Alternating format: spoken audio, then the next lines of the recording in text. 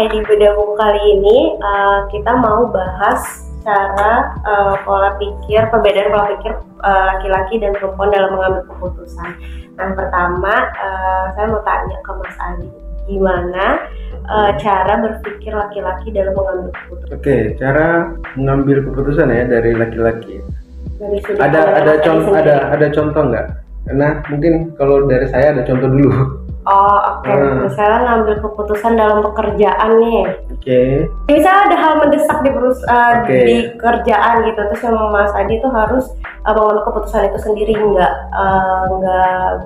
bisa tanya ke atasan dulu gitu. Oke. Kalau dari sudut pandang cara mengambil keputusan dalam pekerjaan, itu kan kita ada rule-nya tersendiri kan, harus kesana dahulu. Tapi kalau itu tidak ada tanggapan atau respon dari orang yang kita tanyakan, otomatis kan kita ambil keputusan dengan sendirinya. Nah, biasanya hal seperti itu saya mengambil sudut pandang dari misal kemarin itu ada pertanyaan dari customer ya, apakah di produk ini bisa dibongkar mandiri. Nah, sedangkan syarat dan ketentuannya kita itu kan tidak berlaku kalau dibongkar mandiri sama customer. Nah, tapi di sini saya coba ambil sisi dari customernya. Kalau itu dia bongkar sendiri, artinya kan merusak garansinya. Tapi di satu sisi juga di customer menginginkan agar unit ini tidak dapat dikirim dahulu, karena kan ada efisiensi biaya juga yang kita perhitungkan. Nah, di situ setelah ini bagaimana ya? Nah, akhirnya kemarin aku putuskan sendiri, ini bisa dibongkar mandiri dengan catatan SN itu, serial number itu sudah kita record datanya. Jadi setidaknya ada informasi yang disampaikan ke customer dengan transparan. Setidaknya itu pas pada saat kita terima di sini, kita sudah mengetahui oh ini pernah dibongkar seperti ini. Jadi sudah ada titik terangnya. Jadi saya kemarin putuskan ya tidak apa-apa, boleh dibongkar mandiri. Kalau memang tidak bisa, setelah dilakukan perbaikan mandiri akan kirim ke service center. Jadi mengambil sudut pandang yang mungkin nyaman ya di orang, di customernya. Akhirnya saya putuskan untuk bisa. Mas Adi research dulu nggak? Dari pengalaman yang ada, terus ternyata gini, atau kayak ya udah spontan aja langsung dari Mas Adinya sendiri. Oke. Ini tuh mau mendesak nih, ditanya customer, mau nanya ke pihak atasan, tapi misalnya nggak ada balasan, belum ada balasan, tapi harus jawab di detik itu juga gitu. Nah itu ya udah spontan aja dari pengalaman yang sebelumnya, kayak ya udah nanti resikonya saya tanggung sendiri, atau tanya atau research dulu kayak pengalaman sebelumnya, kayaknya dulu tuh pernah ada case kayak gini, tapi dari pengalaman orang lain. Berdasarkan experience-ku sendiri sih. Itu berarti experience baru pertama kali? Iya, experience artinya saya pernah di teknikal dan tahu seisinya lah ya. Tahu ketika customer membongkar unit dan dilakukan tidak layak, karena kan ada ketentuan human error. Human error artinya kan merusak hardware dengan caranya dia yang tidak sesuai ketentuannya kita. Nah, itu kalau hal-hal kemarin itu sudah putusin tidak apa-apa dikirim aja, toh juga saya lihat masalahnya tidak terlalu dalam. Jadi ya berdasarkan experience sendiri lah. Tapi experience sebelumnya itu juga belum pernah ada case yang kayak gitu, atau biasanya kan dari teman-teman kantor ada cerita dulu tuh pernahnya ada case-nya kayak gini-gini, terus Mas Adi kayak ingat sendiri, oh dulu pernah ada yang cerita case-nya sama nih, nggak pernah ada. Nggak pernah ada. Oke. Berarti langsung spontan detik itu juga langsung kayak saya harus ambil keputusan seperti ini. Kalau dari sudut pandang perempuan, dalam ambil keputusan untuk pekerjaan itu case-nya biasanya karena kebetulan di SI kan, terus biasanya nawarin unit untuk harga kan. Nah itu dari atasan aku sendiri biasanya memang kita udah dikasih untuk harganya gitu, harga di e-commerce berapa, terus tengah dan netnya berapa. Nah itu kita dibebasin untuk ngatur harganya itu gitu, asal jangan mentok banget, biasanya kayak gitu. Nah di situ aku bisa ngambil keputusan sendiri, terus belum lagi nanti dari partnernya ada yang ini kan nego harga gitu kan. Itu di situ aku ngambil keputusan sendiri. Pertama aku research dulu. Kalau aku biasanya ngambil keputusannya aku research dulu harga di e-commerce berapa. Walaupun di Excel di situ udah dikirimin, kita tuh udah ada ketentuan harga e-commerce berapa, tapi aku tetap research dulu berapa. Habis itu biasanya aku kalau misalnya dalam detik itu atasan aku nggak bisa jawab atau lagi nggak maksudnya lagi di luar gitu, aku chat nggak dibalas atau lagi meeting sama partner lain, biasanya aku tanya-tanya dulu sama orang kantor lainnya gitu. Terus kayak yang sama gitu. Terus untuk harga ini biasanya dikasihnya berapa ya? Jadi aku research dulu. Jadi aku langsung spontan gitu, aku cari tahu dulu gitu. Kan kalau pola pikiran Mas Adi kan spontan detik itu juga ada. Kalau aku tuh aku cari tahu dulu, aku cek dulu. Oke nih, ternyata harga segini masih bagus, masih oke. Ya udah, aku langsung ngomong ke partner di harga segini. Jadi pola pikir kita berbeda kan. Kalau Mas Adi kan langsung detik itu juga gitu. Kalau aku tuh masih yang ditelaah dulu, dicari tahu dulu, jadi nggak langsung itu kayak perempuan. Laki-laki perempuan sebagai aku ya. Menarik sih itu. Tapi kalau Mas Adi kan langsung. Iya, langsung tak putuskan. Kalau memang dari tanggapan kita butuh respon dari orang yang ya ditanggapin. Berarti untuk tapi ditanggapinya dengan transparan. Tidak ada hal-hal yang disembunyikan. Kalau Mbak Mary kan tadi harus riset dulu dan lain-lain. Nah kalau begitu kan sama sih, tetap dijelasin juga. Kalau di sudut pandang saya ya harus disampaikan tapi dengan cara transparan. Tapi kalau misalnya udah kan spontan tuh, kan kalau saya kan research dulu, saya berarti memikirkan gimana kalau misalnya saya kasih harga ternyata bukan harga yang sesuai, berarti kan resikonya tanggung jawabnya di saya kan. Nah, kalau Mas Adi secara spontan, Mas Adi emangnya nggak memikirkan awalnya resikonya dulu. Itu gitu kan, kalau spontan nggak, yaudah langsung aja jawab gitu kan. Ntar saya coba ambil posisi di situ ya, memberi harga ya di sini ya.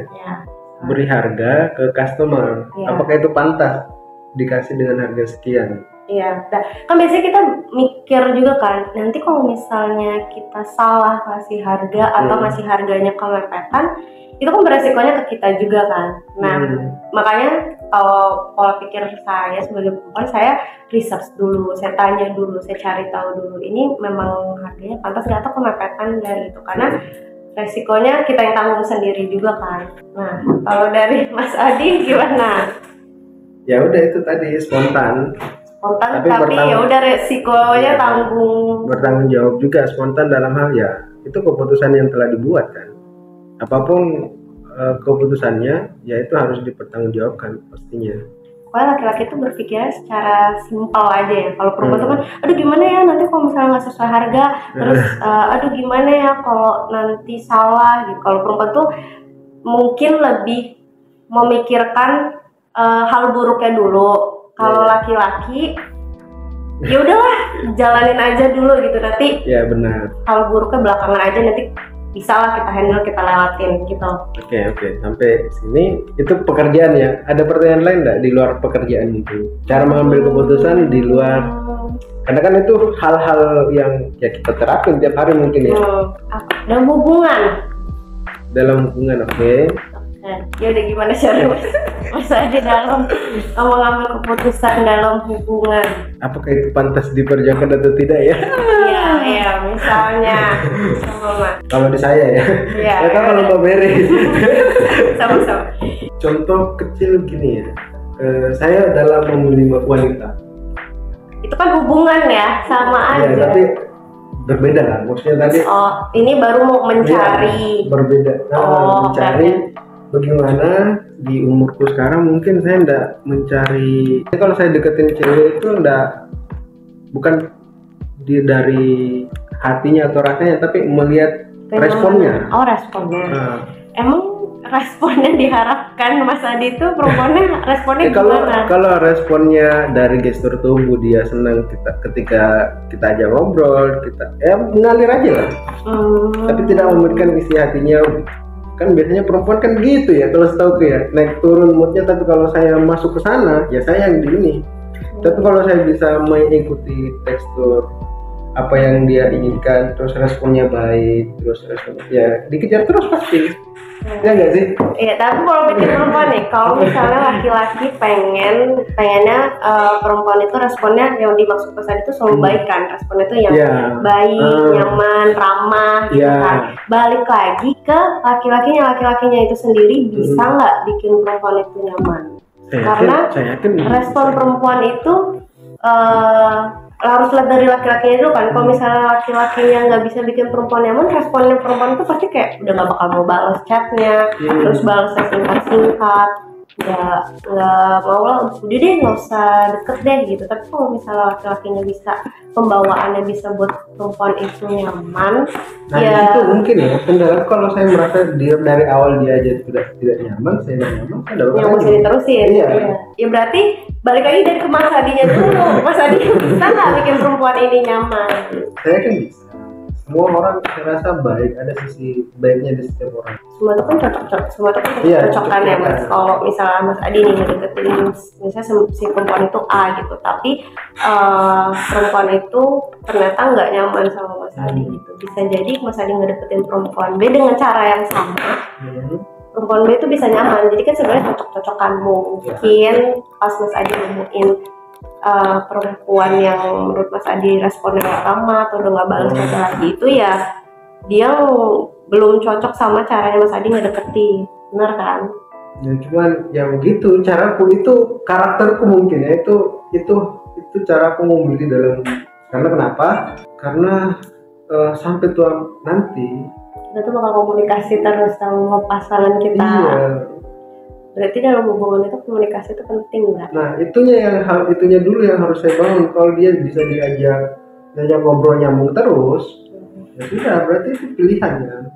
Tidak harus mengikuti hatinya dia. Iya, berarti Mas Adi harus lebih effort dulu di awal untuk komunikasinya. Maksudnya iya, pastinya itu. Sebenarnya pola pikir perempuan tuh gini, kalau misalnya laki-laki itu dari awal udah bisa masuk ke obrolan, di awal udah bisa bikin nyaman, biasanya perempuan itu bakal respon katanya, oh ini orang asik nih, wawasannya misalnya luas, cara berpikirnya bagus. Itu nanti perempuan itu tuh bakal ikut sendiri gitu loh, ikut alurnya sendiri, terus ngobrol juga. Jadi bukan, kalau misalnya Mas Adi udah dapet itunya, kenyamanan dari perempuan, bukan Mas Adi aja terus yang cerita, tapi perempuan itu bakal cerita terus. Wah, iya kan?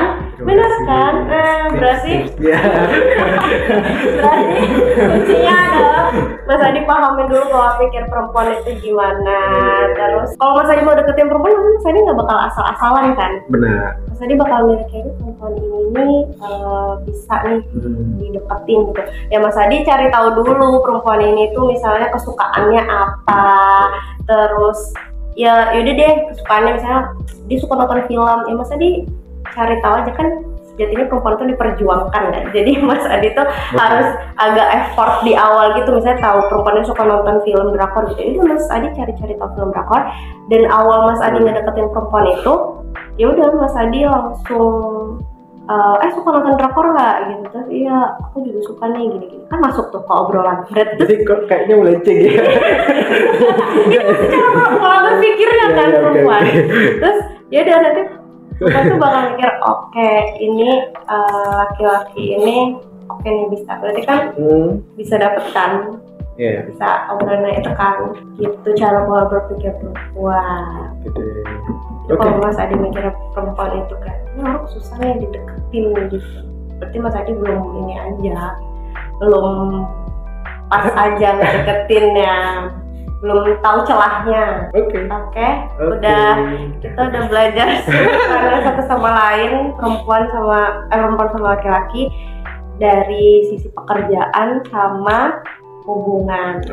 Poinnya adalah ya perempuan sama laki-laki itu sudut pandangnya memang beneran beda. Kalau perempuan itu lebih memikirkan hal buruknya, panjang lah pemikiran perempuan itu, tapi kalau laki-laki tapi jangan salah juga loh, cara berpikirnya laki-laki tidak sependek itu. Bahkan memikirkan jangka pendek, jangka menengah, jangka panjang.